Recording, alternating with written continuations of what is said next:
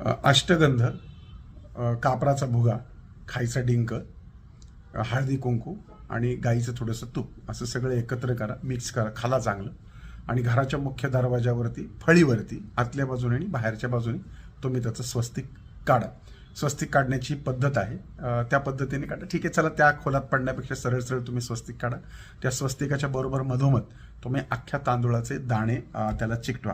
याशिवाय घरामध्ये तुटलेले कपबशी असतात बघा, बऱ्याचदा त्याचे कान वगैरे तुटलेले असतात.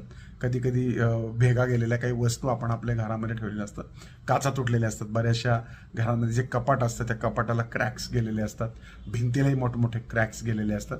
तर हे सगळं त्रासदायक आहे. वास्तुशास्त्राने या गोष्टीला विशेष काळजी घ्यायला सांगितली. मुख्य दरवाजा सुद्धा तुमचा किरकिरणारा असेल, त्याला भेगा असतील तर घरामध्ये स्त्री पुरुषांना आजारपण आणि घरामध्ये दारिद्र्य येतं असं म्हटलेलं आहे. त्यामुळे जेवढं स्वच्छ, छान आणि सुंदर असेल घर